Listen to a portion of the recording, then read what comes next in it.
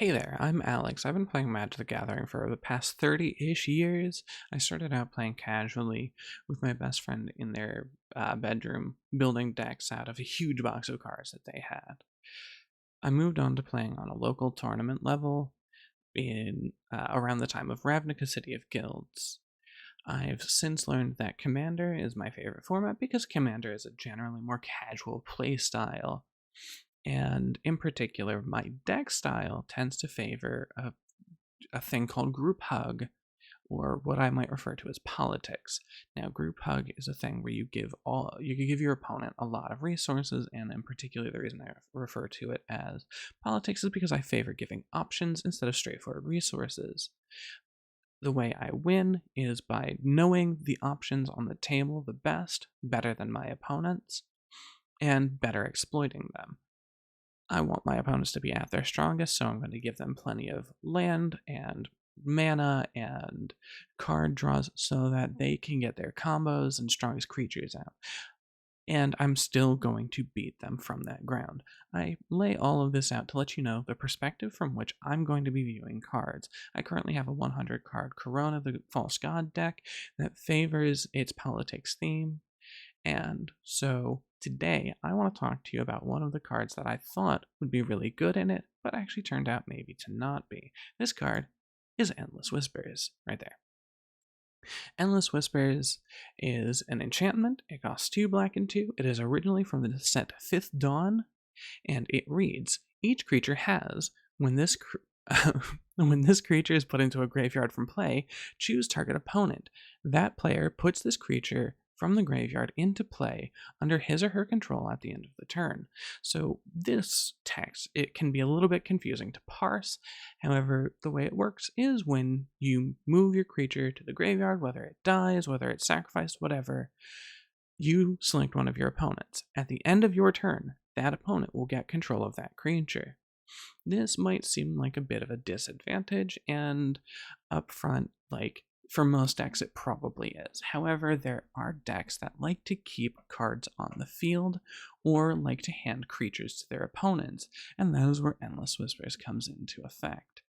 In particular, my decks, my politics-focused decks, like to have global effects still on the field, so effects such as Heartwood Storyteller, which makes it so that whenever any player plays a non-creature spell, each of that player's opponents draws a card. Endless Whispers makes it so that that effect remains on the field full time. Full stop. No, it never goes away. Also, if you have cards like Brooding Saurian, which you can tap to make sure all players regain control of cards that they own, Endless Whispers can be particularly useful. However, what I was particularly interested in is its ability to keep effects around. I thought that the way this would work is that players would see this card in play and be more likely to play creature destruction, land destruction, or creature destruction cards, such as board wipes or spot removal, more frequently. However, what actually ended up happening I thought was much more interesting because it made my opponents less likely to attack. This is because players don't seem to like losing control of their creatures. I've played this card in, I think it was 3 of 10 games with my current deck, and whenever it hit the field, it did change how the game was played significantly. It made each player more hesitant to attack with any of their creatures because they knew if their creature died that they would lose control of it to an opponent. A lot of decks require combos of cards. So, I'm going to have my Leviathans out, I'm going to have my big Stompy Lads out, and it's going to be used in combination with some instants, some enchantments, some sorceries, and all of that.